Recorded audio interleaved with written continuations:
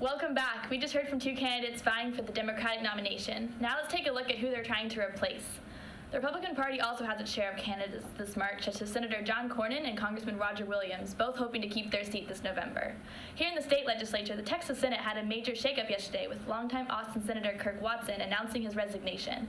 That leaves uncertain who will fill his seat, in addition to the looming question of whether the Democrats can finally flip the Texas House. Baylee, so we've heard a lot from the Democratic side and who's going to be on the Democratic ticket. What do you see from the candidates on the Republican ticket? Who are they, and just what are they sort of running on, and what are we looking for there? Yeah, so we've heard a lot about who's running for Congress, and of course we have heard too much about who's running for president, so that'll be interesting to find out. But a big thing, too, that we need to pay attention to is Senate. And John Cornyn, who we covered this in 2018 during the midterm elections, the other chair is Ted Cruz. So going to that, Democrats really want to gain that seat and gain that advantage, because that could change a few things. But when it comes down to it, in 2014, he won by about 2.8 million votes, but if you look back to 2018, Beto had about 4 million votes. So he's really going to have to push through with all these votes going on if he wants to keep that seat. He's still running on the platforms of economic success and how conservative Republican principles have formed the success of Texas. At the same time, Democrats are getting very, very upset about some things. I mean, if you look even from Heidi and talking about the things going on with Heidi, a far, far left group tried to assault her and told her that she wasn't left enough. So the incumbents on the right side are kind of just hanging out and chilling, while it seems the left just seems to be imploding on itself and everybody's just attacking each other. Yeah. So, going over to you, do you think that this is going to finally be the year that the Texas House flips blue? Well, I completely agree with Baylee. I think that's pretty much all the Republican incumbents have to do is, even in the Texas House and Senate, they can just sit back and relax. I mean, starting off with the Senate, it has always been kind of just a bastion of a conservative stronghold within Texas. And just looking at the elections, there are only 8 Republicans up for re-election this year that have a primary opponent, a general opponent. Now that might seem kind of daunting, but in reality, those races are probably going to always just be red because they are in such conservative districts. Now, many people have been talking about the House possibly turning blue, but just not looking that way. Just for instance, not now. Yeah, not Y'all now. had hopes earlier. Yeah. Not now. Out of the 150 seats that are up for election, 38 of those seats are not even opposed. So both on the Democrats and the Republican side, those are literally just giving seats away. Now, when it comes to the specific kind of targeted districts, obviously Republicans and Democrats aren't going to go for the districts they're not going to win. But the Republicans have 51 seats up for re-election, and 17 of those are being targeted by the Democratic Party. So an example of that is like Stickland, isn't he? Yeah, he's retiring and all that stuff. So thank the Lord. It'll be very interesting to see what happens with that kind of a district. But the other districts, like for instance, my representative is Dr. Bonin. He's never going to lose that seat in the near future. While Democrats are only have about 30 seats, and they're only they're only talking about 12 seats. And so really it's going to be very close and very tough for the Democrats to take over. I just don't see it happening. I really think we'd have to see a real blue wave. I'm not talking about the blue wave we saw during the midterms. Right. And it's important to point out that the midterms were such an anomaly in Texas politics.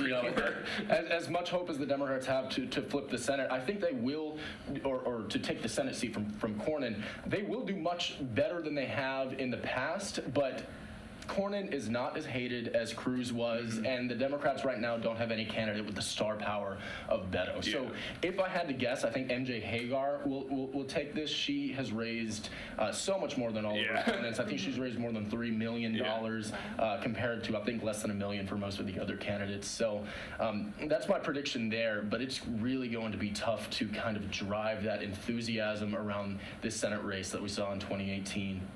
I want to go back to something that Walton was saying, too, and he was talking, he's like, I just don't think this blue wave's coming. I don't think it's coming now, this whole idea of Texas turning blue.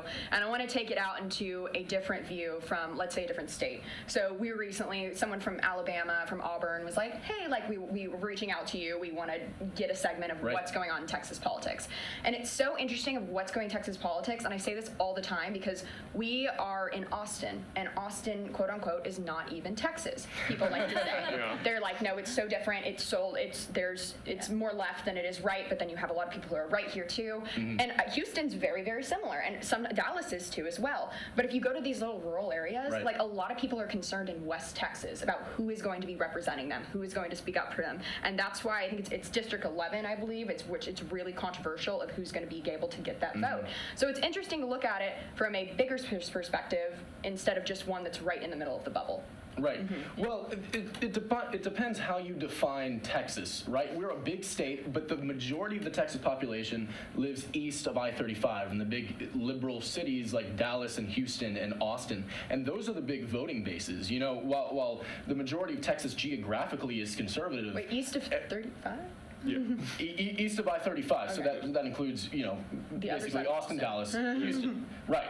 So while geographically we're very conservative, the majority of voters are in those big cities. And there's a saying, politics, demographics is destiny. As more people are moving, over 1,000 people a day moving to Texas, primarily to those cities, that's going to be driving the future of Texas. So while it looks red on a map, it's not as red as it appears. Well, and one thing I think that'll be really interesting in comparing the 2018 election to this one coming up in 2020 is we're not going to have straight ticket voting anymore. Right. That's very So, I mean, yes, the Senate race is not nearly as polarizing as the Cruz and Beto race, but regardless of that, even the people who do get out for that U.S. Senate race and for the presidential election, there's no down ballot option. So I think it's going to be really interesting to see how that affects these DA races, for example, and how that affects state house races.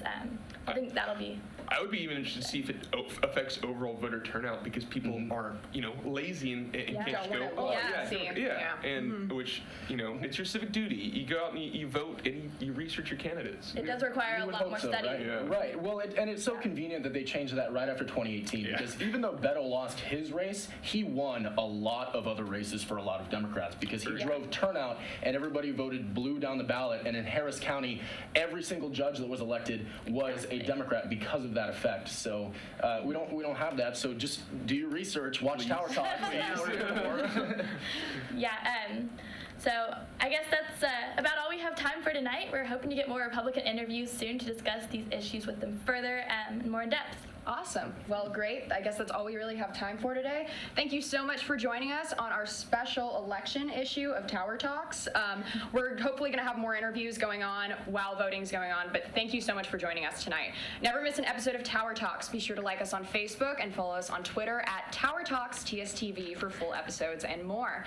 Texas News Channel is back Monday night at 9 p.m. Don't miss it. For Lily, Ryan, Walton, and everyone else here on Tower Talks, I'm Baylee Wang. Have a great night.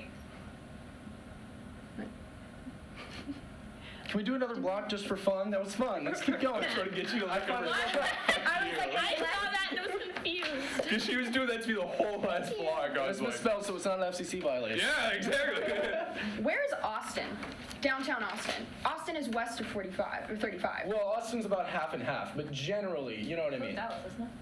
Dallas is actually east. There's two different 35s. Exactly. I was like, that's a kind of broad. I was like, what 35 are you talking You know the about? highway It's that goes from I was like, Nashville to do Dallas? you want to know a map? Because I'm from there and you don't know. But this is not a Yeah, it's this is supposed not to a be debatable red. question. Dallas, It's Googleable. Fort Worth. But wait, no, look at this. Look, then their statistics are wrong. 35 runs this way. Right. 35 also runs this way. Austin is here. And here. But